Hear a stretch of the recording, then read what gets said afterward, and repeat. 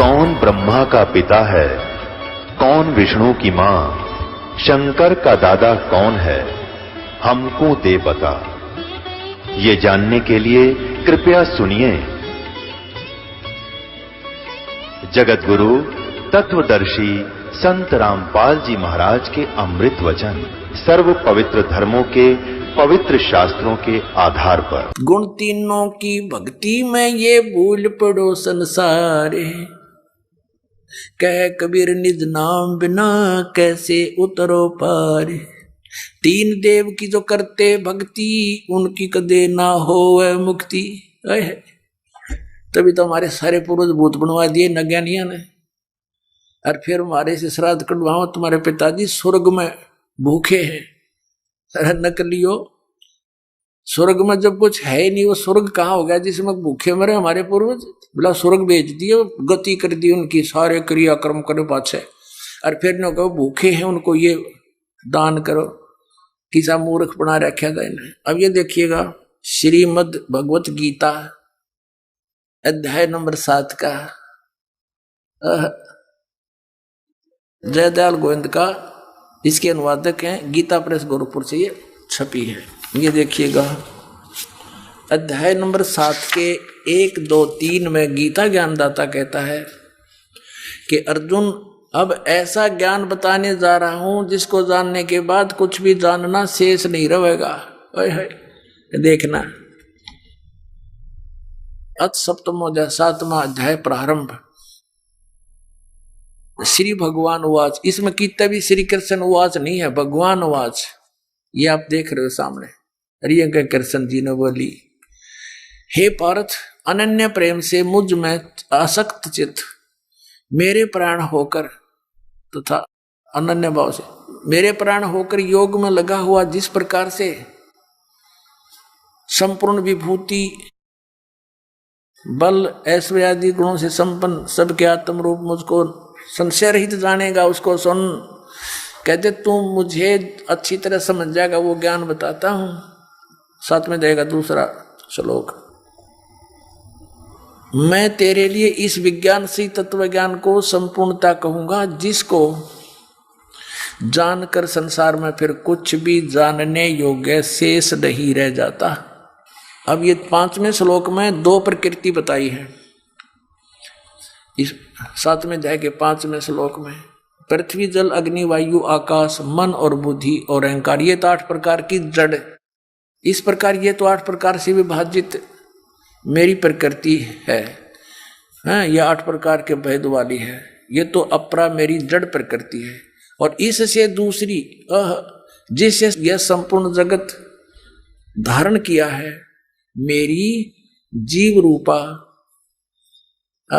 प्राचेतन प्रकृति जान, ये दुर्गा है। आगे देखो, हम आते हैं अध्याय नंबर 7 के और श्लोक नंबर 12 पे, क्योंकि ताजा ताजा सिद्ध हुआ है कि रजगुण ब्रह्मा है, सतगुण विष्णु, तमगुण शिव जी। ये याद रखना।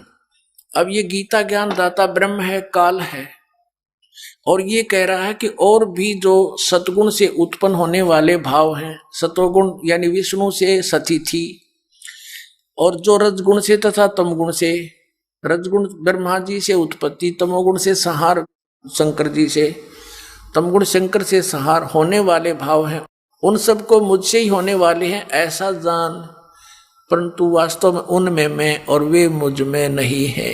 अब पुण्यात्माओं, इस काल भगवान को 1 लाख मानव शरीरधारी प्राणियों के शरीर से निकले गंध को खाने का श्राप लगा हुआ है, जिस कारण से इसने अपने तीनों पुत्रों को ये यहाँ की व्यवस्था दे रखी है कि ब्रह्मा जी रजोगुण है, जिसके प्रभाव से हम संतानों उत्पत्ति करते हैं, सभी प्राणी विवश होकर के, जीव के बस की नहीं।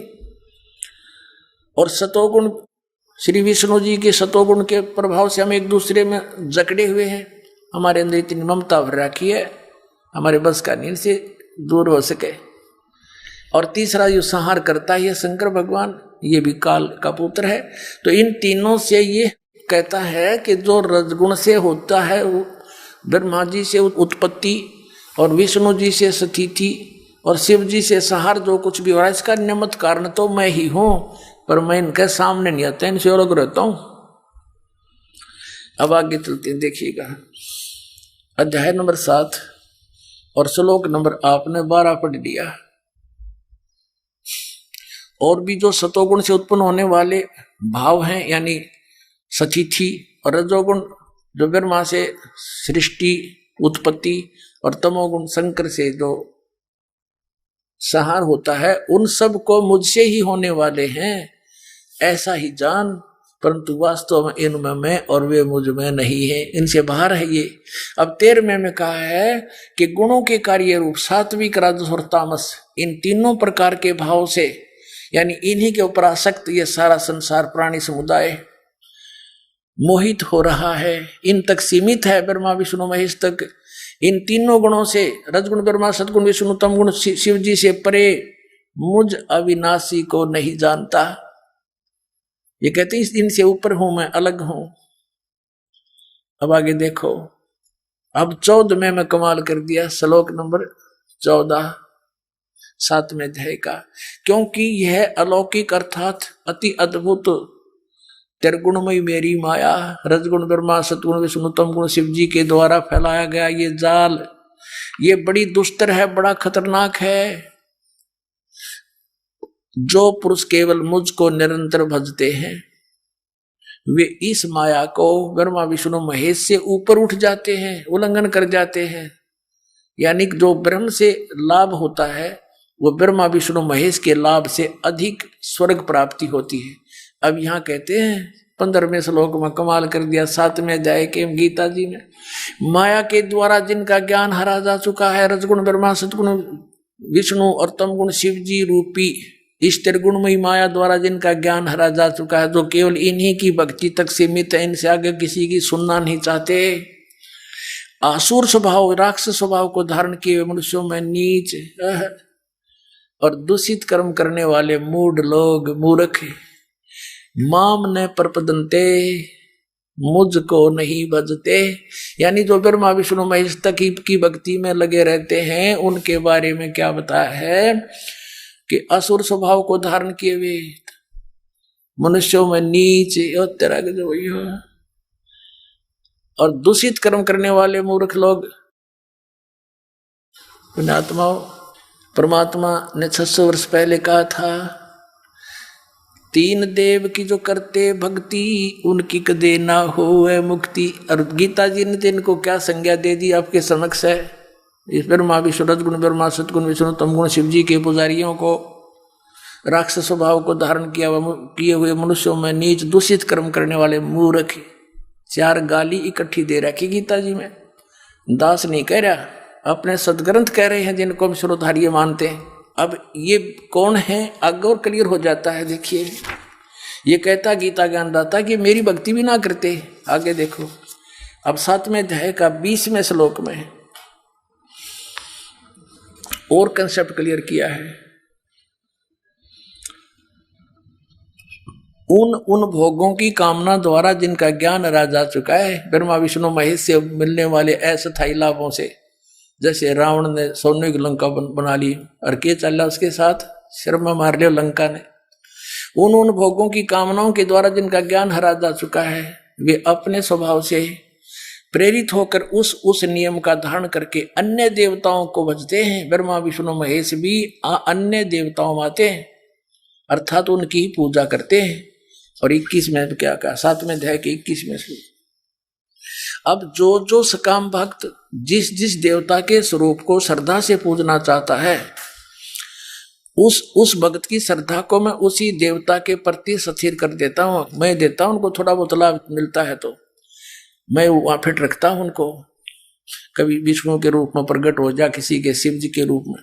अब 22 में क्या कहा है कि वह पुरुष उस श्रद्धा से युक्त होकर उस देवता का पूजन करता है, यानी ब्रह्मा विष्णु महेश की ही बारे में कहा है, और उन देवताओं से मेरे द्वारा ही विधान किए हुए उन इच्छित भोगों को निसंदेह प्राप्त करता है। यानी मैंने उनको थोड़ी सी पावर दे रखी है, उन्हीं से प्राप्त करता है थोड़ा बहुत। परंतु उन अल्प बुद्धि वालों का, मूर्खों का, उन अल्प बुद्धि मंद बुद्धि वालों का वह फल नासवान है। ब्रह्मा विष्णु महेश के पूजने वालों का और देवताओं को पूजने वाले देवताओं को प्राप्त होते हैं, और मेरे भक्त मुझको प्राप्त होते हैं, यही नड़ा दिया। अब चाहे जैसे भी भजे, ये अनुवाद करता कि बकवाद है, मूल पाठ में नहीं है। इसमें मेरे भक्त मुझको प्राप्त होते हैं, इसने तो अपना बता दिया, मेरा ओम नाम है 8वें अध्याय के 13वें श्लोक में, और कुछ नहीं भजना। इन्हें कह दो जैसे चाहे भजे। अभी ना अपना डंगा केड़ा दिया, जैसे चाहे का अर्थ कर दिया। हरे राम हरे कृष्ण राधे राधे श्याम राधे, चाहे कुछ भी जाप कर ले उसी तो मिले। ये है अनुवाद कर्ता की बकवाद, अज्ञान सोच। और गीता में तो लिखा है 8वें अध्याय के 13वें श्लोक में, ओम इति एकाक्षरम ब्रह्म व्यवहारण माम अनुस्मरण यह प्रयाति तदंदेहम सह्यति परमाम गतिम। मुझ ब्रह्म का केवल एक ओम अक्षर है, नथिंग एल्स। और जो इसकी साधना करता है, अंतिम सांस तक भक्ति करता हुआ जाता है, तो इस परम गति को प्राप्त होता है। ओम से कौन सी परम गति होती है? ब्रह्मलोक प्राप्ति होती है। और 8वें अध्याय के 16वें श्लोक में लिखा है ब्रह्मलोक पर्यंत भी ये पुनरावृत्ति में वहां गए हुए फिर वापस आते हैं, जन्म मृत्यु होती है। अब यहां प्रसंग चल रहा है अपने आत्माओं के इन तीनों देवताओं की भक्ति से क्या लाभ होता है। और ये शास्त्र विधिता का मनमाना आचरण है, तीनों देवताओं की भक्ति। आगे दिखाते हैं गीता के अध्याय नंबर 16 के और श्लोक नंबर 23 में कहा है कि अर्जुन, जो शास्त्र विधि को त्याग कर मनमाना आचरण करते हैं, यानी जो पवित्र सदग्रंथों में वे ऑफ वर्शिप नहीं लिखी है, साधना की विधि, और उसके आधार से जो भक्ति करते हैं उनको कोई लाभ नहीं होता। देखिएगा, यह है श्रीमद् भगवद गीता अध्याय नंबर 16, श्रीमद् भगवद गीता अध्याय 16 का श्लोक नंबर 23। जो पुरुष शास्त्र विधि को त्याग कर अपनी इच्छा से मनमाना आचरण करता है, वह न तो सिद्धि को प्राप्त होता है, न परम गति को और न सुख को ही। 24वें श्लोक में 16वें अध्याय के में कहा है, इससे तेरे लिए कर्तव्य और अकर्तव्य की अवस्था में जो कर्म करने चाहिए भक्ति के, जो ना करने चाहिए, शास्त्र ही प्रमाण है। किसी की दंत कथा पर विश्वास मत करना। ऐसा जानकर शास्त्र विधि से नियत यानी शास्त्र अनुकूल कर्म करने योग्य है, कर्म ही करने योग्य हैं, यानी और कर्म नहीं करना। जो गीता में लिखा वही मंत्र जाप करना, उतनी ही क्रिया करना। अब श्रीमद् भगवद गीता में किसी भी मंत्र के जाप का प्रावधान नहीं है। 8वें अध्याय के 13वें श्लोक में गीता ज्ञानदाता कहता है, मुझ ब्रह्म का केवल एक ओम मंत्र है, और इसकी साधना करोगे तो मुझे प्राप्त होगे, ब्रह्मलोक में चले जाओगे। 8वें अध्याय के एक मंत्र में अर्जुन ने पूछा कि प्रभु, आपने 7वें अध्याय के 29वें श्लोक में जिस तत्वरम के विषय में कहा है, वो किम तत्वरम, कि उसको जानकर फिर व्यक्ति जराम और मन से छूटने का प्रयत्न करता है और अन्य किसी वस्तु की डिमांड नहीं रखता, इच्छा नहीं रखता, वो किम तत्वरम 8वें अध्याय के एक श्लोक में पूछा अर्जुन ने। उसका उत्तर दिया गीता ज्ञानदाता ने 3रे श्लोक में 8वें अध्याय के में कि वो परम अक्षर ब्रह्म है। 8वें अध्याय के 5 और 7 में तो गीता ज्ञानदाता अपने विषय में बताता है, तो मेरी भक्ति कर और युद्ध भी कर, मुझे प्राप्त होगा। 8वें अध्याय के 8, 9, 10 श्लोक में उस परम अक्षर ब्रह्म के बारे में जानकारी बताई है कि उसकी भक्ति करेगा तो उसको प्राप्त होगा। जहां जाने के बाद फिर लौट कर कभी संसार में नहीं आते। अपने विषय में गीता ज्ञानदाता कहता 4थे अध्याय के 5वें श्लोक में और 9वें में, 2रे अध्याय के 12वें श्लोक में, 10वें अध्याय के 2रे श्लोक में कि अर्जुन, तेरे और मेरे बहुत जन्म हो चुके, तू नहीं जानता, मैं जानता हूं। इसे सिद्ध है कि इसकी भक्ति करने वाले भी जन्म मृत्यु में रहेंगे। तो इसलिए इसने कहा कि 18वें अध्याय के 62वें श्लोक में कि तू सर्वभाव से उस परमेश्वर की शरण में जा, परम अक्षर ब्रह्म की शरण में जा, उसकी कृपा से तू परम शांति को, सनातन परम धाम को प्राप्त होगा। 15वें अध्याय के 1 से लेकर 4 में और 16 और 17 में ये 3 पुरुष बताए हैं, सर पुरुष, अक्षर पुरुष और परम अक्षर पुरुष। सर पुरुष और अक्षर पुरुष ये तो व्यर्थ बताए हैं। उत्तम पुरुष तो अन्य परमात्मा इति उदाहरते 15वें अध्याय के 17वें श्लोक में कहा कि उसी वो है सर्वशक्तिमान परमात्मा, वो वास्तव में विनाशी है, वही आप वास्तव में पूज्य है। और 15वें अध्याय के 4थे श्लोक में कहा कि तत्वदर्शी संत की प्राप्ति के उपरांत परमेश्वर के उस परम पद की खोज करनी चाहिए, जहां जाने के बाद फिर लौटकर कभी संसार में नहीं आते, और केवल उसी की भक्ति करो, अन्य की नहीं। अब यहाँ प्रसंग चल रहा है कि 16वें अध्याय के 23-24 में कहा है कि जो शास्त्र विधि को त्याग कर मनमाना आचरण करते हैं उनको कोई लाभ नहीं होता। और फिर ये कंसेप्ट क्लियर कर दिया 7वें अध्याय के 12 से लेकर 15 और 20 से लेकर 23 तक के इन तीनों देवता रजगुण ब्रह्मा, सतगुण विष्णु, तमगुण शिव जी की पूजा करते हैं। ये इनका फल नाशवान है, ये मूर्ख है, राक्षस स्वभाव को धारण किए मनुष्यों में नीच दूषित कर्म करने वाले हैं। और यहाँ लिखा कि जो शास्त्र विधि को त्याग कर मनमानी पूजाएं करते हैं, इन तीनों गुण की पूजा आन उपासना के अंदर है, मनमाना आचरण है, उनको इष्ट रूप में पूजना ये पूजा कहलाती है, तो उनका कोई लाभ नहीं होता। अब 17वें अध्याय के प्रथम श्लोक में अर्जुन ने पूछा कि भगवान मान लिया आपकी बात कि जो शास्त्र विधि त्याग कर और मनमानी शास्त्र विरुद्ध साधना करते हैं उनका स्वभाव कैसा होता है, किस किस की पूजा करते हैं। इसमें बताया है कि जो शास्त्र विधि त्याग कर भी जो पूजा में लगे हुए हैं भोली आत्माएं, जो अच्छी आत्मा है, नेक आत्मा है, वो तो इन देवताओं की पूजा करते हैं, ब्रह्मा विष्णु महेश की।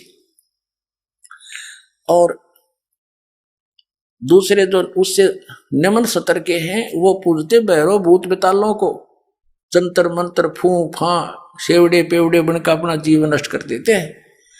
तो ये देखिएगा 17वां अध्याय आप पढ़ोगे जब समझ में आओगे। सप्तदशो 7वां अध्याय प्रथम श्लोक में पूछा, हे कृष्ण, क्योंकि अर्जुन तो उसको कृष्ण मान रहा था, जो मनुष्य शास्त्र विधि को त्याग कर श्रद्धा से युक्त हुए देव आदि का पूजन करते हैं, यानी ब्रह्मा विष्णु महेश की जो पूजा करते हैं, उनकी स्थिति फिर कौन सी है, सात्विक है अथवा राजसी है या तामसी है। अब ये काल बोला गीता ज्ञानदाता कहता है कि मनुष्यों की वह स्वभाव से उत्पन्न श्रद्धा सात्विक और राजसी और तामसी ऐसे 3 प्रकार की होती है, उसको मुझसे सुन। तीसरे में कहा है, हे भारत, सभी मनुष्यों की श्रद्धा उनके अंतःकरण के अनुरूप होती है। यह पुरुष श्रद्धा में, और इसलिए जो पुरुष जैसी श्रद्धा वाला स्वयं है वैसा भी वह वही वैसा ही है। अब यहाँ चौथे में बताया 17वें अध्याय के में कि सात्विक पुरुष अच्छी आत्मा देवों की पूजा करते हैं, तो वो शास्त्र विरुद्ध है, तो कति अज्ञान व्यर्थ है वो भी, लेकिन ये तो सिर्फ नो बता रहा किसी आदमी किसकी पूजा करते हैं, किस स्वभाव के हुए। अच्छी आत्मा के वो देवी देवताओं की पूजा करते हैं, रजगुण ब्रह्मा सतगुण विष्णु तमगुण शिव जी तक इनकी पूजा करते हैं। तो पुण्यात्मा आगे आप पढ़ लेना, ज्यादा ना पढ़ाकर यही लाना चाहता था दास। फिर भी ये क्या बताते हैं, ये शास्त्र विधि त्याग कर तो ये सात्विक लोग होते हैं, देवताओं की पूजा करते हैं अच्छी आत्माएं। फिर आगे पढ़ाता हूं आपको, देख लेते हैं। चौथा आप पढ़ रहे हो 17वें अध्याय का। सात्विक पुरुष देवों की पूजा करते हैं, राजस यक्षों की और राक्षसों की, राजस पुरुष। अन्य तामस मनुष्य है वे प्रेत और भूत गणों को पूजते हैं। 5वें में क्या कहा है, जो मनुष्य शास्त्र विधि से रहित है, शास्त्र विधि त्याग का, क्योंकि गीता में कहीं तप करने का नहीं लिखा है। जैसे विष्णु जी भी घोर तप करता था और गीता मना के रखा, ये कहें कि विद्वान थे। अब Shrimad Bhagavad Gita is the god given knowledge, पूर्ण परमात्मा ने दिया था इसको, ब्रह्म को, इनके पिता को, और इन्होंने वेद का भी कोई नहीं ज्ञान। ब्रह्मा विष्णु जी ने, आपने देवी पुराण में पढ़ा प्रथम स्कंद में, विष्णु जी कह रहा है कि मैं घोर तप को तपता हूं, हजारों वर्षों तक बैठा रहता हूं और फिर राक्षसों को बैटरी चार्ज करके फिर राक्षसों को मारता हूं। और गीता में लिखा है जो घोर तप को तपते हैं वह कितने मूर्ख हैं। देखिए 17वें अध्याय का 5वां श्लोक, जो मनुष्य शास्त्र विधि से रहित घोर तप को तपते हैं, ये तप तपना भी, घोर तप तपना भी शास्त्र विरुद्ध है। दंभ और अहंकार से युक्त, कामना आसक्ति और बल के अभिमान से युक्त, 17वें अध्याय के 6ठे श्लोक में। शरीर रूप से सचित भूत समिता यानी प्राणियों को और अंतःकरण में सचित मुझ परमात्मा को भी वो कष्ट करने वाले हैं, दुखी करने वाले हैं, उन अज्ञानियों को असुर स्वभाव के जाने। ओए होए, कति क्लियर कर दिया। अब इससे क्या सिद्ध हुआ, श्रीमद् भगवत गीता में ये स्पष्ट हो गया, इन तीनों गुण की भक्ति में ये भूल पड़ो संसारी, कहे कबीर निज नाम बिना क्यों से उतरो पार। हरे राम हरे कृष्ण राधे राधे श्याम मिला दे, एवं नमः ओम श्री सतगुरुदेव एवं नमः। ये इस तरह के मनमुखी साधनाएं हैं, शास्त्र विधि के विरुद्ध है ये मंत्र। अब इसमें स्पष्ट हो गया है, परमात्मा ने कहा था 3 देव की जो करते भक्ति उनकी कदे ना हुआ मुक्ति।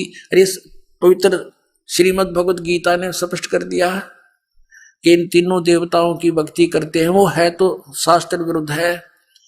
और राक्षस स्वभाव को धारण किए मनुष्यों में नीच दूषित कर्म करने वाले मूर्ख, ये ब्रह्म कहता है मेरी भक्ति भी ना करते। अब इनको ऐसा क्यों कहा? जैसे एक बार श्री ब्रह्मा रजगुण की भक्ति की थी हिरण्यकशिपु ने, रजगुण ब्रह्मा जी की, और सिद्धि प्राप्त करके भगवान बन बैठा, अपने ही पुत्र प्रहलाद का शत्रु बन गया। और वो जुल्म गुजारे उस पुण्यात्मा के साथ, पिता होकर भी शर्म नहीं आई उस अहंकार के भूखे तीनों गुणों के उपासक ने। ऐसे जुल्म की राक्षस कहलाया और कुत्ते वाली मौत मारा गया। भगवान ने आकर उसकी छाती पाड़ी, पेट पाड़ के गिर दिया। अब तमोगुण भगवान शंकर की पूजा की थी रावण ने, आपके समक्ष है। और जो वर्तमान के शिव के पुजारी एक सोमवार का व्रत रख के थोड़ी बहुत मंत्रमाला करके नहीं सोचा पता नहीं क्या प्राप्ति कर लेंगे। अब रावण जैसी भक्ति वर्तमान का कोई भी नहीं कर सकता। यहां से धड़ काट के, यहां से काट के 10 दोनों भुजा से समर्पित कर दिया था। और जैसा किया वैसा ये दे सकते हैं भगवान, वैसा ही इसको दे दिया। लेकिन दुर्बुद्धि नहीं गई, राक्षस कहलाया, कुत्ते वाली मौत मारा गया। और कैसा दूषित कर्म किया, अपनी ही माता को, सीता को उठा लाया, जो शंकर भगवान के बड़े भाई की पत्नी थी, उसको उठा लाया। पत्नी बनाने की चेष्टा कर रहा था अपनी मां को। इसे दुष्ट और कौन होगा, दूषित कर्म और क्या होगा। कुत्ते वाली मौत मारा गया और राक्षस कहलाया। एक भस्मागिरी नाम का साधक था, तपस्वी था, तमोगुण श्री शिव का उपासक। और शिव जी के गेट के सामने, मेन गेट के सामने ऊपर को पैर करके नीचे न सिर करके तपस्या करने लग गया। 12 वर्ष तक सिरासन पर रहा। एक दिन पार्वती जी ने कहा कि भगवान आप तो महादेव हो, देवताओं के देव हो, आप तो जो चाहो सो कर सकते हो, आपके भगत को दे दो जो मांगता है। अब भगवान शंकर ने कहा, शिव जी ने कहा तमोगुण ने कि मांग भाई भस्मागिरी, क्या मांगता है साधु। भस्मागिरी ने कहा जी वचनबद्ध हो जाओ तब मांगो। भगवान शिव ने कहा ठीक है भाई, मैं वचनबद्ध हो गया, प्रतिज्ञा करता हूं तू मांगेगा वही दे दूंगा, वचन है मेरा। उसी से मैं सीधा खड़ा हो गया और कहने लगा भगवान ये भस्म कड़ा दे दो जो आपने हाथ में पहन रखा है। उस भस्म कड़े में एक शक्ति थी, उसको मालूम था कि जिसके सिर के ऊपर ऐसे करके यूं कह दिया कि भस्म, वो व्यक्ति, वो पशु पक्षी भस्म हो जाता था। अब जो ही भगवान शंकर ने वचनबद्ध होने के कारण वो अपना प्रिय कड़ा भी दे दिया, ये सोचकर कि साधु संत है, जंगल में रहता है, हिंसक पशुओं से बचने के लिए, राक्षसों से बचने के लिए ले रहा होगा, दे दिया। जो ही कड़ा हाथ में आया और एकदम ठाके मारकर हंसने लगा कि शंकर होले होशियार, तुझे मारूंगा और पार्वती को अपनी पत्नी बनाऊंगा। हा हा हा। अब उसने न्यू किया, शंकर भगवान जान गया कि तो एकदम चेंज हो गया सारा, इसका तो हाव भाव बदल गया नीच का। भगवान शंकर ने डांक ठोक दी, फुल स्पीड से भाग लिया, 100 की स्पीड से। आगे आगे भगवान और पीछे पीछे पुजारी, जा खखाट पट्या। तो परमात्मा ने आके रजा करी, उनके शंकर जी के और उस पुजारी के बीच में आकर पार्वती रूप बना के खड़े हो गए खुद परमात्मा। और वो तो पार्वती के लिए भाग ही रहा था, उसने सोचा चल 2 बात कर लेता हूं, पार्वती से रुक गया। अब पार्वती रूप में परमात्मा ने कहा कि आप रुक जाओ, क्यों भागे जा रहे हो, आओ बैठो 2 बात करेंगे। अब शंकर जी तो आपके निकट आ नहीं सकता, 100 किलोमीटर तो उड़ा नहीं डटे भी। अब वो निश्चिंत होकर खड़ा हो गया। पार्वती रूप में प्रभु ने कहा कि मुझे कुछ डांस करके दिखा ताकि मेरा मन प्रसन्न हो, आपको पसंद करूं। वो कहने लगा मैंने नाचना तो ना आता, मैं साधु संत, मैंने तपस्या की है। तो पार्वती रूप में भगवान ने कहा कि मैं सिखाती हूं तुझे, पहले डांस करके दिखा मुझे। इस हाथ को ऐसे कर, इस पैर को ऐसे कर, इसको ऐसे कर, इसको ऊपर ला, इसको नीचे कर। धीरे धीरे जिस हाथ में उसको कड़ा था वो सिर पर आ गया ना, जब उस गोली बूझ के जब कह दिया भस्म, वो भस्मा गिरी नष्ट हुआ। अब उस कड़े को लेकर विष्णु रूप धारण करके परमात्मा शंकर भगवान के से काफी आगे खड़े हो गए और कहा कहाँ दौड़ रहे हो। बोले नाथ कहाँ चले, शंकर जी कहाँ जा रहे हो, कि भाग ले विष्णु भाग ले, पीछे एक दुष्ट आ रहा है, उसने मेरे से धोखा किया है। तब विष्णु रूप में प्रभु ने कहा कि देखियो तेरा कड़ा मैं ले आया, उससे भाग, डरे मत, वो मैंने नाश मार दिया है।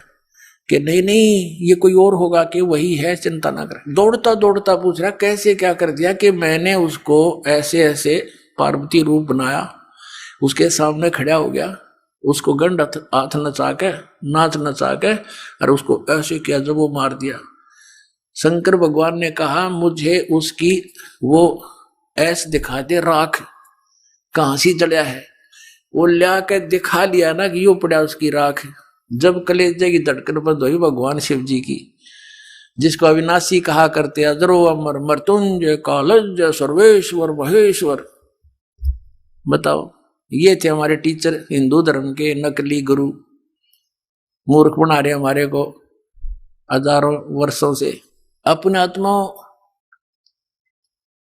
ये तो 2 गुणों के पुजारियों का निर्णय हो गया। किसे थे, राक्षस स्वभाव को धारण किए मनुष्यों में नीच दूषित कर्म करने वाले मूर्ख।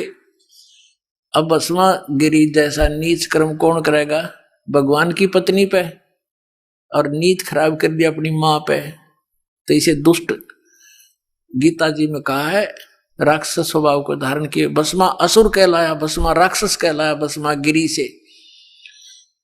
अब सतोगुण श्री विष्णु जी के पुजारी वैष्णो धर्म, वैष्णो साधु होते हैं। एक समय हर की पैड़ी हरिद्वार के अंदर एक कुंभ के पर्व की, कुंभ के मेले की, त्योहार की पर भी लगी। हर की पैड़ियों पर वो पर भी लगनी थी, वहां स्नान करना था। तो सभी ये षटदल बोला है न, 6 प्रकार के को, गिरी, पुरी, नागा, सन्यासी, वैष्णो, नाथ, ये षटदल कहलाते हैं। दल माने संख्या, अलग अलग ग्रुप, दल माने पूरा समूह। तो ये सब षटदल अपने अपने स्थान पर, अपने अपने डेरों में, अपने अपने ग्रुप में, गिरियों में गिरी, पुरियों में पुरी, सन्यासियों में सन्यासी, नागाओं में नागा, वैष्णों में वैष्णो साधु जा करके अपने ग्रुप में वहां हरिद्वार में इकट्ठे हो गए। ये ऐसा ही करते हैं। और जब स्नान करने का समय आता है, उस समय ये सभी चल पड़ते हैं अपने मुखिया के पीछे पीछे। अपने अपने अलग अलग गिरियों का मुखिया अलग होता है, पुरियों का अलग, सन्यासियों का अलग, वैष्णों का अलग, नागाओं का अलग। ये नागा और गिरी, पुरी, सन्यासी और ये नाथ, ये सारे तमोगुण शिव के उपासक, सतोगुण विष्णु के उपासक, वैष्णो साधु। पहले नागा पहुंच गया पूरा ग्रुप, कोई हजारों की संख्या में, 50-60 हजार। और हर की पैड़ी पर नहाने के लिए पोजीशन पकड़ के पहले स्नान करने लगे। पीछे से आगे वैष्णो का समूह पूरा। वैष्णो ने आकर कहा कि हे सतोगुण वैष्णो, विष्णु के उपासकों ने कहा कि हे नागाओ, तुम पहले स्नान मत करना, प्रथम हम स्नान करेंगे, हम सर्वश्रेष्ठ हैं। नागा कहने लगे नहीं, हम सर्वश्रेष्ठ हैं, हम प्रथम स्नान करेंगे। हम त्यागी और बैरागी हैं, हम नी इच्छा रहते हैं, हम वस्त्र तक भी ग्रहण नहीं करते और हम सर्वश्रेष्ठ हैं, हम प्रथम स्नान करेंगे। अब वैष्णव साधु कहने लगे वो संत कि तुम काहे के श्रेष्ठ हो, हैं? तुम नंगे फिरते हो पशु की तरह, राख लपेटे रहते हो, आज तुम नहाने वाले बन गए, शरड फिरडो, टट्टी के हाथ भी ना धोते तुम, आज प्रथम स्नान करने पर तुल गए हो। अब इतनी बात से वो क्षुब्ध हो गए, कौन? नागा। भगवान भूल गए, वो कुंभ का मेला की पर भी भूल गए, उल्टे फिर गए एकदम, और उसने उनके बाल पकड़ दिया, उसने उनके गुट्टम गुट्टा, फिर तलवार निकाल लाए, तीर मारे एक दूसरे के, पूरी छुरी घोंप देनो एक, यानी बुड़के भर भर काट खाए, कत्लेआम कर दिया। 25,000 ये त्रिगुण उपासक कटका भर गए वहां हर की पैड़ी हरिद्वार के अंदर। ओए होए। अब इसके विषय में सुख संवेद में कहा है, तीर तुपक तलवार कटारी जम दड़ जोर बधावे हैं, हर पैड़ी हर हेत न जाण्या वाजा तेग चलावे हैं, काटे शीस नहीं दल करुणा ये जग में साध कमावे हैं, जो जन इनके दर्शन को जावे उनको भी नरक पठावे हैं। ओए होए। 4 पंक्तियों में निर्णय दे दिया सुख संवेद में परमात्मा ने, कबीर भगवान ने, कि तीर तुपक तलवार कटारी और डट के लठ बजावे हैं, जम दड़ जोर बधावे हैं, और हर पैड़ी हर हेत नहीं जाना, हर की पैड़ी कहे भगवान की छाती पे कत्लेआम कर डाला, हर पैड़ी हर हेत नहीं जाना, वहां जाते गए यानी तलवार चलावे हैं, और काटे शीस नहीं दल करुणा ये जग में साध कमावे हैं, इन्हें तुम संत भी कहती हो, और जो जन इनके दर्शन को जावे उनको भी नरक पठावे, उन भी ये पाठ पढ़ाओगे, ऐसे उनको बना देंगे। आज तक ये कैसा जुल्म करते रहे, हिंदू मुसलमानों को मार डालते हैं इन्हीं के बहकाए हुए, और मुसलमान हिंदुओं का काट डालते हैं, और काजी और मुल्लाओं के बहकाए हुए। तो पुण्यात्माओं, जब तक हम तत्व ज्ञान से परिचित नहीं होंगे, हमारी ऐसे ही ये हमारी दुर्बुद्धि बनाए रखते हैं, हमारा दुरुपयोग करते हैं ये मूर्ख लोग अपने स्वार्थ के वास्ते, ये नकली गुरु। अब ये शराब ये पीवे हैं, और मांस ये खावें, सुल्फे ये पीवे, भांग ये पीवे, ये सन्यासी सरस्वती कमावें। तो यहाँ क्या बताया है कि हर पैड़ी हर हेत नहीं जाने वहां जाते एक चलावे हैं, और काटे शीश नहीं दल करुणा, दया नहीं इनके अंदर। अरे न साधु कहो तुम, ये जग में साध कमावे हैं। तो ये तो लक्षण, ये तो बता दिया परमात्मा ने, गुण तीनों की भक्ति में ये भूल पड़ो संसारे, कहे कबीर निज नाम बिना कैसे उतरो पार। निज नाम यानी सतनाम के बिना, उस सच्चे नाम बिना पार कैसे होगे। अब जैसे गीता जी अध्याय नंबर 17 के श्लोक नंबर 23 में लिखा है कि ओम तत्सत इति निर्देश ब्रह्मण त्रिविध समर्थ है। सच्चिदानंद घन ब्रह्म के पाने की इस 3 मंत्र की साधना करनी होगी। 8वें अध्याय के 13वें श्लोक में गीता ज्ञानदाता कहता है कि ओम इति एक अक्षरम ब्रह्म व्यवहारन माम स्मरण यह प्रियाति तदन देहम सयाति परमाम गतिम। मुझ ब्रह्म का केवल एक ओम मंत्र है, जो इसका अंतिम श्वास तक सिमरण करता हुआ शरीर छोड़कर जाता है तो उस परम गति को प्राप्त होता है, जो ओम से मिलनी है। ओम से ब्रह्मलोक मिलेगा। ब्रह्मलोक में गए हुए प्राणी फिर वापस आते हैं 8वें अध्याय के 16वें श्लोक में, वहां पुनरावर्ती के अंदर। तो उसके पाने के लिए तो केवल एक 3 मंत्र का जाप, इसके अतिरिक्त जो भी जाप करते हैं शास्त्र विधि को त्याग कर वो मनमाना आचरण है। फिर ऑप्शन छोड़ दिया है कि उस परम अक्षर ब्रह्म की पाने की पूरी complete worship, way of worship तत्वदर्शी संत बताओगा, उससे पूछ लो तो वो बताएगा। फिर सबकी कैसी पूजा नहीं करनी, पूजा होती है इष्ट रूप में मानकर पूजा करना होता है, साधना मजदूरी कोई अन्य होता है। अब ये तो हो गया कि 3 देव की जो करते भक्ति उनकी कदे ना हो वह मुक्ति। 600 वर्ष पहले परमेश्वर ने कहा था ये बातें, ये ज्ञान बताया था। और आज इसका समर्थन उन सदग्रंथों ने किया जिनको हम एथेंटिक मानते हैं। तो वो क्या थे जो हमने ज्ञान दिया करते, वो नकली गुरु आज तक मूर्ख बना रहे आपको। पुण्यात्मा जागो, समझो और मत भूत प्रेत बनो, सतलोक चलेंगे। अब गीता जी अध्याय नंबर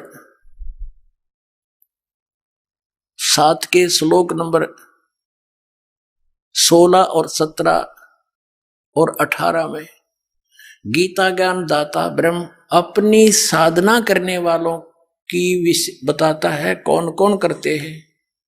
अर्थार्थी, आर्थ, जिज्ञासु और ज्ञानी। अर्थार्थी, आर्थ, जिज्ञासु इनको रिजेक्ट करता है कि ये भी सही साधना नहीं करते, और ज्ञानी को सिलेक्ट किया है कि ज्ञानी आत्मा होती तो अच्छी है। ज्ञानी वो होता जिसको पता लगा कि केवल एक परमात्मा की भक्ति करनी चाहिए। वेदों में यही लिखा है कि पूर्ण परमात्मा की भक्ति से पूर्ण मोक्ष होगा। लेकिन ये भूल गए कि वेदों में यह भी लिखा था कि उस पूर्ण परमात्मा की भक्ति वेदों में वर्णित नहीं है, उसको तो तत्वदर्शी संत बताएंगे। लेकिन उन्होंने अब पे निष्कर्ष निकाल लिया, यजुर्वेद अध्याय नंबर 40 के मंत्र 15 से ओम नाम सिलेक्ट कर लिया पूर्ण परमात्मा का, जबकि वो 17वें श्लोक में 40वें अध्याय यजुर्वेद के खुद कह रहा है कि मेरा तो ओम ब्रह्म है, वो मंत्र है मुझ ब्रह्म का, और वो तो प्रोक्ष है, पूर्ण परमात्मा तो ऊपर। वह इनकी बुद्धि में ना बड़ी बात, क्योंकि गुरु बिन काहू न पाया ज्ञाना, जो थो था वो छड़े मूड किसाना। गुरु बिन वेद पढ़े जो प्राणी, समझे न सार रहे अज्ञानी। जिस कारण से इन्होंने, इन ज्ञानियों को ये तो पता लग गया ज्ञान उपासना नहीं करनी, तीनों गुणों की पूजा, रजगुण ब्रह्मा सतगुण विष्णु तम गुण शिव जी की भी नहीं करनी चाहिए। तो इन्होंने ये भी ज्ञान हुआ कि मनुष्य जीवन केवल परमात्मा प्राप्ति के लिए मिलता है, इसमें भगवान प्राप्ति साधना भक्ति नहीं हुई तो व्यर्थ है। इनको ज्ञानी कहते हैं। तो इनको तत्वदर्शी संत ना मिलने से गीता ज्ञानदाता कहता है, ये 7वें अध्याय के 18वें श्लोक में, ये ज्ञानी आत्मा है तो अच्छी उदार है, लेकिन ये मेरे वाली अनुत्तम यानी घटिया अश्रेष्ठ गति में सचित है। ये मेरे वाली अनुत्तम गति में सचित है। कौन सी गति? 8वें अध्याय के 13वें श्लोक में कहा है कि जो मुझ ब्रह्म के ओम नाम का जाप करते हैं, करता हुआ शरीर छोड़कर जाता है, मुझ ब्रह्म का जाप करता हुआ जाता हो, वो उसको परम गति होती है। कौन सी? ओम नाम से होने वाली परम गति। वो कहाँ? ब्रह्मलोक में जाता है। ब्रह्म 8वें अध्याय के 16वें श्लोक में लिखा गीता जी में, ब्रह्मलोक पर्यंत भी जन्म मृत्यु में आते हैं। और गीता के अन्नदाता स्वयं कहता 4थे अध्याय के 5वें श्लोक में, और 9वें श्लोक में, दूसरे अध्याय के 12वें श्लोक में, 10वें अध्याय के दूसरे श्लोक में गीता जी में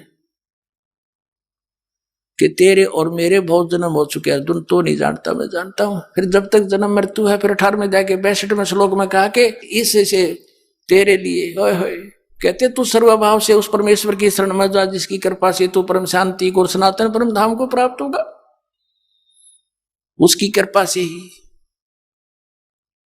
तो इससे सिद्ध हो गया कि गीता ज्ञानदाता से कोई और है सुप्रीम पावर, जिससे पूर्ण मोक्ष होगा।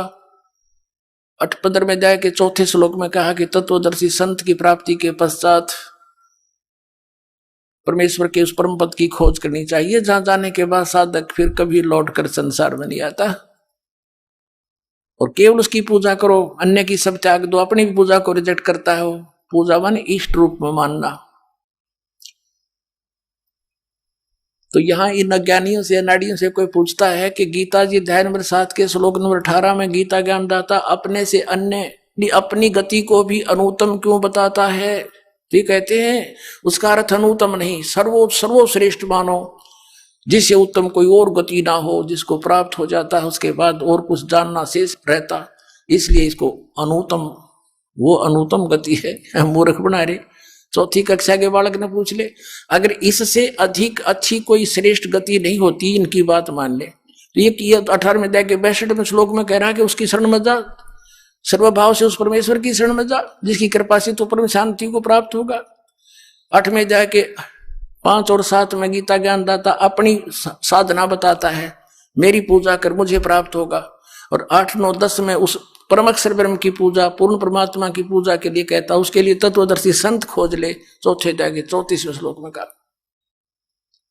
तो इन अनाड़ियों ने कह भी पता नहीं गीता जी का। गीता जी में है कितने हरे कृष्ण हरे राम राधे श्याम सीताराम ओम नमः शिवाय फलाना धकड़ा, है कोई मंत्र ऐसा? मूर्ख बना रहे कितने दिनों से हमारे को। अब इसलिए इस गीता ज्ञानदाता ने कहा है कि मेरी साधना में ये लीन ज्ञानी आत्मा अनुत्तम गति में ही सचित रहे। अनुत्तम कैसी? कि जिससे जन्म मृत्यु बार बार होती रहे, वो अनुत्तम है। और जहां जाने के बाद फिर लौट कर नहीं आते, वो ब्रह्म साधना से प्राप्त नहीं हो सकती। इन ज्ञानी आत्माओं ने हठ योग किए, ओम नाम का जाप किया, वेदों से प्राप्त करके आन उपासना, किसी देव की पूजा नहीं की। और ब्रह्मा जी को जब ये कमल के फूल पर बैठा था, वहां सचेत हुआ, इसको बेहोश करके कोमा में रखा हुआ था, वहां सचेत कर दिया कमल के फूल पर बैठा के। ब्रह्मा जी कहते मुझे नहीं मालूम मैं कहां से आ गया। तो आकाशवाणी कर दी इस काल ने कि तप करो तप करो। इसने सोचा यह आकाशवाणी पूर्ण परमात्मा की है और करी थी इस काल ने। उसके बाद ब्रह्मा जी को वेद प्राप्त हुए। वेदों में कहीं पर भी हठ योग तप योग करना नहीं लिखा।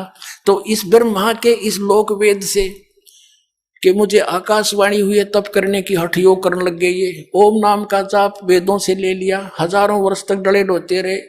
गीता अध्याय नंबर 11 के श्लोक नंबर 47-48 में कहता, अर्जुन ये मेरा रूप जो तूने देखा, ये असली मेरा रूप है। इससे पहले किसी ने नहीं देखा, किसी को प्राप्त नहीं हुआ मैं।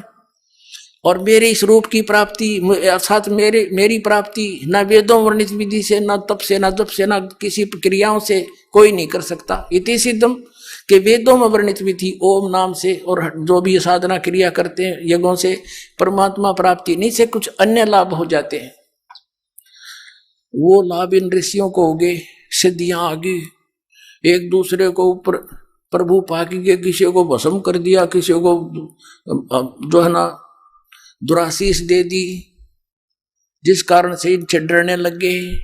एक चुनक नाम के ऋषि थे, उसने ऐसे ही वो ज्ञानी आत्मा उद्धार थे, हजारों वर्षों तक ओम नाम का जाप और हठ योग किया। लोक वेद हठ योग गीता जी अध्याय नंबर 17 के श्लोक नंबर 6 में जिसको रिजेक्ट किया है कि शास्त्र विधि को त्याग कर जो मनमाना घोर तप को तपते हैं, वो राक्षस सब अन्य प्राणियों को भी दुखी देते हैं। इस शरीर के अंदर मुझ ब्रह्म को भी क्रस करने वाले, दुखी करने वाले असुर स्वभाव के जान। अब देखिए भी बुरे बताए ज्ञानी आत्मा क्यों? उस चुनक ऋषि ने साधना की, भगवान मिला नहीं, सिद्धियां एटम बम बन गया। एक मानदाता चक्रवर्ती राजा था, पूरी पृथ्वी पर शासन जिसका हो उसको चक्रवर्ती राजा कहते हैं। अब ये चक्रवर्ती राजा ये अपनी पृथ्वी पर ये देखना चाहते अपने शासन काल में कि मेरे अंतर्गत मेरे अधीन जितने नवाब हैं, राजा हैं, छोटे नरेश हैं, उन्होंने किसी ने मेरी प्रभुता, मेरी पराधीनता अस्वीकार तो नहीं कर दी है। इसलिए एक अश्वमेघ का घोड़ा छोड़ देते हैं अश्वमेघ यज्ञ के लिए, उसके साथ कुछ सैनिक भेज देते हैं और राजा का पर्सनल हॉर्स होता है अपना घोड़ा, उसके गले में एक पंपलेट लगा देते हैं। लगा दिया कि राजा मानदाता राजा के पास इतनी सेना है, 72 करोड़ सेना है, और जिस भी राजा को इस मानदाता चक्रवर्ती राजा की पराधीनता स्वीकार ना हो, घोड़े को पकड़ लो, अपने पास बांध लो और युद्ध के लिए तैयार हो जाओ। पूरी पृथ्वी पर वो घोड़ा घुमाया, सब ने पढ़ लिया पंपलेट कि 72 करोड़ सेना, सब चुप हो गए। किसी ने हिम्मत नहीं की घोड़े को पकड़ देने की, अर्थात युद्ध करने की। तो पूरी पृथ्वी पर विजयी साबित हो गया। वो वापस आ रहे थे, चुनक ऋषि वहां तपस्या किया करता था, उसकी कुटिया के पास से वो गए थे, वहीं से वापस आ रहे थे। उसने पूछा कि सैनिकों ये घोड़ा खाली क्यों है, इस पर सवार क्यों नहीं, बाकी पर तुम सब विराजमान हो, सवार हो। सैनिकों ने बताया कि ऋषि जी ये मानदाता चक्रवर्ती राजा का घोड़ा है, इस पर कोई बैठ नहीं सकता। और तुम गए कहाँ थे? ऋषि ने पूछा कि हम पूरी पृथ्वी का चक्कर लगा कर आए। और ऐसे ऐसे हमारा उद्देश्य था। तो राजा ने कहा कि क्या किसी ने इस राजा का युद्ध नहीं स्वीकार किया, इतना प्रबल है ये। तो सैनिकों ने कहा कि हमारे राजा के पास 72 करोड़ सेना है ऋषि जी, और है किसी की हिम्मत उसकी जाड़ फोड़ दे हम। अब ऋषि ने सोचा, देख को बदकाल के हाथ में, पहले तो इनको एटम बम बनाता सिद्धियों से, गलत साधना शास्त्र विधि रहित मनमाना तप तपवा के, जैसे विष्णु जी कह रहे थे देवी पुराण में कि मैं पहले तो घोर तप को तपता हूँ और फिर बैटरी चार्ज हो जा सिद्धि आ जा, फिर राक्षसों से लड़ता हूँ, उन नरे राक्षसों को मार डालता है उसके बैड अकाउंट में हैं, और फिर जब ये विष्णु पद से रहित होगा मरेगा, फिर इसको कुत्ते की योनि में, होय होय। ऐसा धोखा करता है अपने आत्माओं।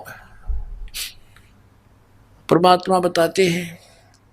फिर उधर से काल के हाथ में रिमोट था, उसने उसकी रिमोट से ऋषि के अंदर प्रेरणा भर दी कि इसमें तो अभिमान हो गया राजा में, इसका अभिमान ठीक करना चाहिए। ऋषि खड़ा हुआ और कहने लगा, भाई इस घोड़े को मैं पकड़ लेता हूँ और मैं तुम्हारे राजा का युद्ध ओट लेता हूँ।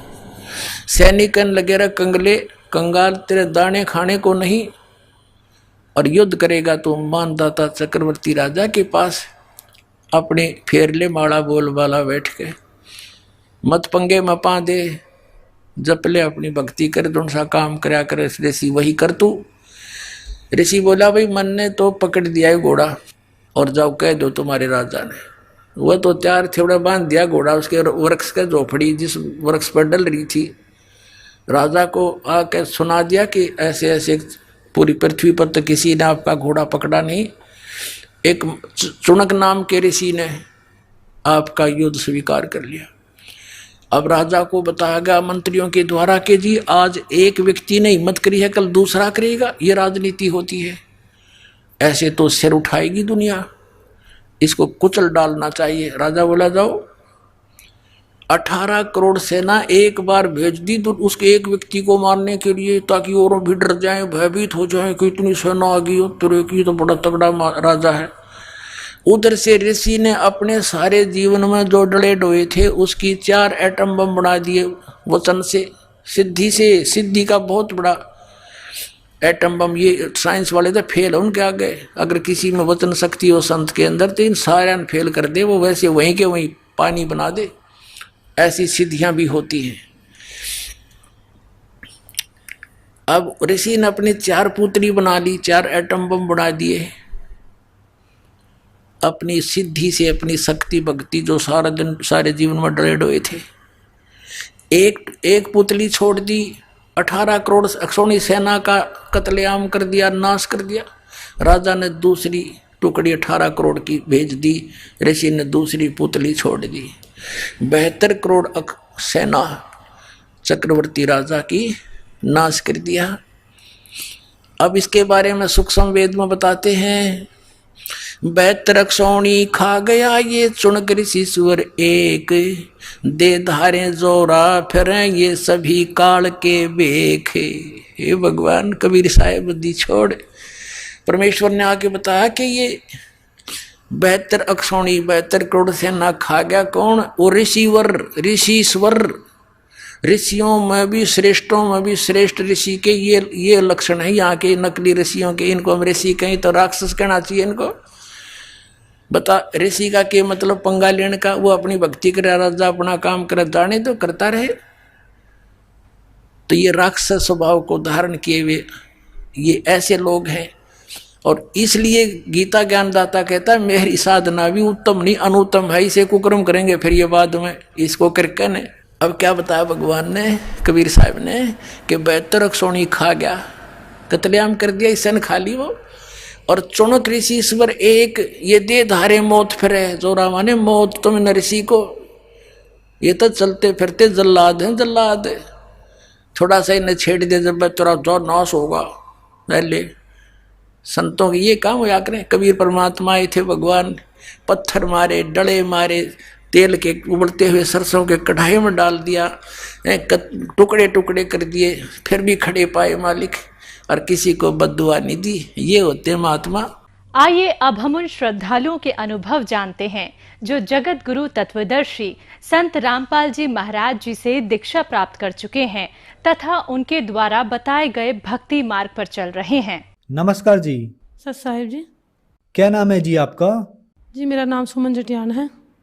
बहन जी आप कहाँ से हैं? जी मैं कपाल मोचन, जिला यमुनानगर, हरियाणा से।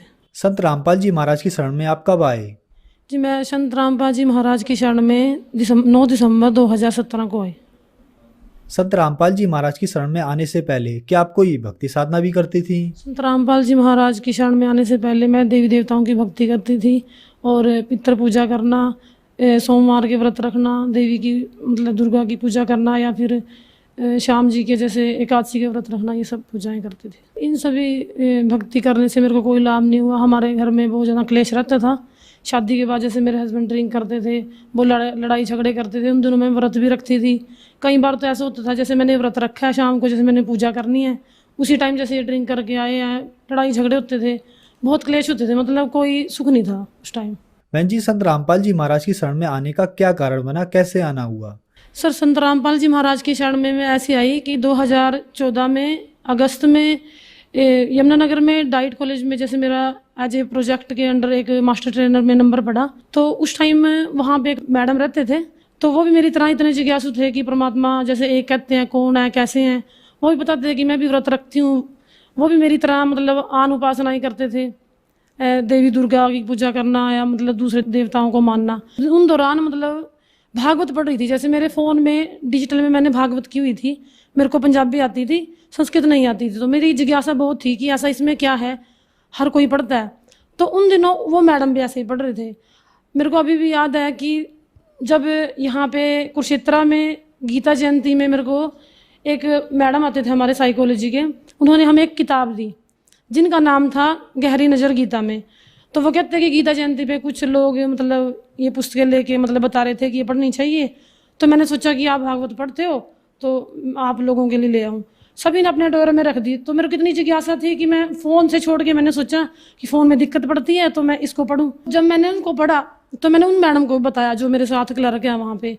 तो वो कहते हैं मैडम नहीं ऐसे सुना मैंने इनके बारे में। मैंने कहा आप ज्ञान पढ़ो ना, पहले ये देखो कि इसमें कितने अच्छे तरीके से एक्सप्लेन किया है कि मैं जो डिजिटल में पढ़ती हूँ मेरे को समझ नहीं आती थी, अभी ये अच्छे से समझ आ रही है। तो ऐसे ही वो मेरे साथ समझने लगे। ऐसे ही पढ़ते पढ़ते हमारे अंदर जिज्ञासा हुई कि ये तो बहुत अच्छे संत हैं, समाज में इतना सुधार कर रहे हैं और मतलब पूर्ण तरीके से की भक्ति इन्होंने बताई है। तो मैंने उनको मैडम को कहा कि आप पता करो कि नाम दीक्षा कैसे ले सकते हैं इनसे। 1 साल ऐसे ही सर बीत चुका था। तो दूसरी जो गीता जयंती आई उस पर वो मैडम और उनके हस्बैंड वहाँ गीता जयंती पे उन भक्तों से ही उन्होंने पूछा कि नाम दीक्षा कैसे ले सकते हैं। तो हमने नाम दीक्षा के बारे में पता किया तो हमने 9 दिसंबर 2017 को नाम दीक्षा प्राप्त की संत रामपाल जी महाराज से। बहन जी हमने सुना है कि श्रद्धालुओं को संत रामपाल जी महाराज से नाम दीक्षा लेने के बाद बहुत सारे लाभ प्राप्त होते हैं, तो क्या आपको भी लाभ प्राप्त हुए? सर संत रामपाल जी महाराज से नाम दीक्षा लेने के बाद सबसे जो मुख्य लाभ, जो जैसे लोग भटकते रहते हैं कि परमात्मा कौन है, हमें एक मोक्ष का मार्ग मिला है जिसमें जन्म मरण से हम बच सकते हैं कि बार बार हमें 84 में नहीं पढ़ना पड़ेगा। हमें आज पता चला कि हम जो ये दुख भोग रहे हैं हमारे पीछे के जो प्रारब्ध हैं उनकी वजह से ये है। लेकिन सारे गुरु कहते हैं कि ये प्रारब्ध आपको भोगना पड़ेगा। सिर्फ संत रामपाल जी महाराज जी ये कहते हैं कि सद्भक्ति अगर आप करते हो, उस पूर्ण परमात्मा की भक्ति आप करते हो तो आपको ये भोगने नहीं पड़ेगे। तो सबसे मुख्य लाभ तो ये है कि मुझे मोक्ष का ये मार्ग मिला। दूसरा लाभ सर जी ये हुआ कि जैसे ही मैंने नाम दीक्षा दिसंबर 17 में ली थी, 2-3 महीने के बाद मैंने कुछ भक्तों से बात की। मेरे को पता चला कि भक्तों के कैंसर तक के रोग ठीक हो जाते हैं। तो मेरे को एक भगवती ने कहा कि आप भी एक बार अपनी अरदास लगा के देखो। भगत जी सर जी मेरे यूट्रस में रसोली थी, तो मैंने परमात्मा सदगुरु रामपाल जी महाराज से अरदास लगाई कि परमात्मा आप तो सब कुछ कर सकते हो, जो लोग कैंसर की बीमारी से जूझ रहे हैं उनकी बीमारी आपने ठीक कर दिया, तो मेरी तो ये जो रसोली है कि आप ठीक कर दो, ताकि मैं दूसरे भक्तों को कह सकूं। मैं लोगों को इतने दृढ़ विश्वास से 3-4 महीने के बाद ही कहना शुरू कर दिया था कि इतने लाभ देते हैं। मैं भक्तों की सुनती थी, लेकिन कि मेरे साथ होगी तो मैं दूसरों को कह सकती हूँ कि मेरे साथ ये चीज़ हुई है। तो आप यकीन नहीं करो कि 1 महीने के अंदर मेरे को अपने आप ही महसूस होने लगा कि आपको कोई बीमारी नहीं है। जो सिम्टम्स मेरे को होते थे, जैसे बार बार महीने में दिक्कत होना, तो वो सारे बंद हो गए और जैसे ही मैंने अल्ट्रासाउंड दोबारा से, एक यमुनानगर में गाबा हॉस्पिटल है, उनसे ही मैंने 1 साल पहले अल्ट्रासाउंड कराया था, तो उन्होंने रसौली बताई थी मेरे को। 1 महीने बाद जैसे ही मैंने टेस्ट कराया, उन्हीं से ही मैंने टेस्ट कराने के बाद पता चला कि आपके यूट्रस में रसौली नहीं है। तो दूसरा फ़ायदा मेरे को ये हुआ कि मेरे यूट्रस में जो रसौली थी वो ठीक होगी, परमात्मा संत रामपाल जी महाराज की दया से। और इसके बाद जो मेन जिस वजह से घर में क्लेश रहता था, परेशानी होती थी, हम कहीं भी बैठ नहीं सकते थे, उठ नहीं सकते थे। सर जी जैसे मेरे हस्बैंड ड्रिंक करते थे तो वो लड़ाई झगड़ा करते, हमें ये लगता था कि किसी संगति में पड़े हुए हैं इस वजह से ये करते हैं। लेकिन जैसे ही जैसे पंडितों से ये ज्योतिष से दिखाते थे कि वो कहते थे कि इनके बीच में इतनी वो हो जाएगी कि उनकी जो शादी है वो टूट सकती है, उनका तलाक भी हो सकता है। उन्होंने यहाँ तक कह दिया था कि इनकी आपस में बनेगी नहीं। और जब मेरे हस्बैंड ड्रिंक करते तो ये कहते थे कि इसको ले जाओ, इनके घर छोड़ाओ, मैं इसको नहीं रखूंगा। तो तलाक तक की नौबत हमारे घर में आई थी, जो संत रामपाल जी महाराज की वजह से आज मैं उसी घर में हूँ, बिल्कुल शांति से हूँ। और सर जी मेरे और मेरे हस्बैंड की नाम दीक्षा लेने के बाद हमने एक दिन, मेरी जो सास है वो राधा स्वामी डेरा ब्यास, उन्होंने नाम दीक्षा ली हुई थी। वो हर संडे को सत्संग में जाते थे, पूजा करते थे। कई साल उन्होंने ये नाम भी रखा, लेकिन उनको कोई भी फायदा नहीं था। उनका बीपी बढ़ता था, उनके घुटनों में दर्द रहता था, परेशान रहते थे। ऐसे ही परेशानी को देख कर हम भी परेशान रहते थे कि ये सारा दिन परेशान है, बीमार रहते हैं, दवाइयों का इतना खर्च होता था। तो मेरे हस्बैंड ने एक बार उनको ये कहा कि आप हमारे साथ हमारे सत्संग में चला करो, एक बार आप सत्संग सुनो, ज्ञान समझो कि आप जहाँ जाते हो वहाँ से आपको आराम नहीं लगेगा।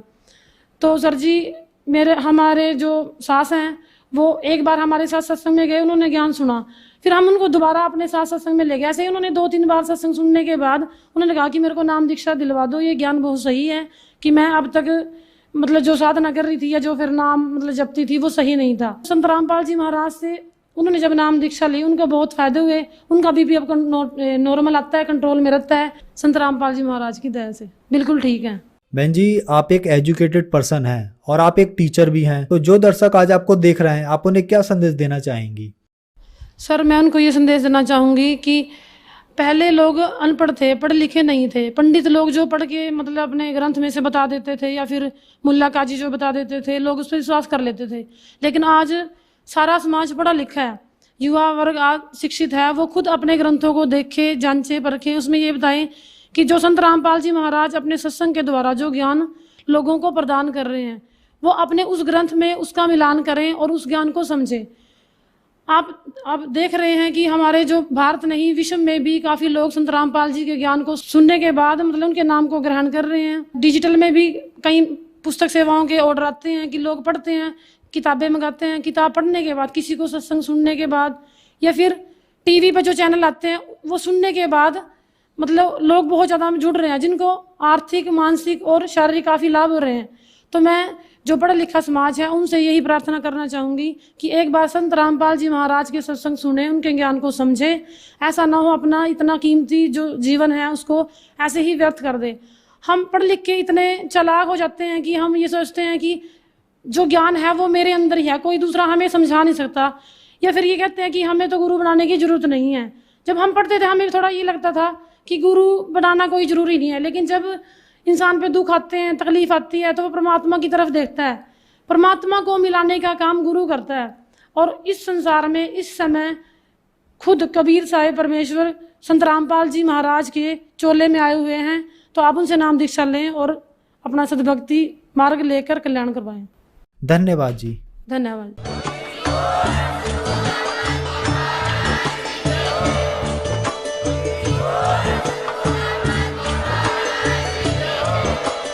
आप सुन रहे थे जगत गुरु तत्वदर्शी संत रामपाल जी महाराज जी के मंगल प्रवचन। अधिक जानकारी के लिए विजिट कीजिए हमारी वेबसाइट www.jagatgururampalji.org। संत रामपाल जी महाराज जी के शुभ आशीर्वाद से पूरे विश्व भर में 500 से भी ज्यादा नाम दीक्षा केंद्र हैं, जिन पर संत रामपाल जी महाराज जी द्वारा ऑनलाइन निशुल्क नाम दीक्षा दी जा रही है। अपने नजदीकी नाम दीक्षा केंद्र का पता करने के लिए संपर्क करें 8222880541।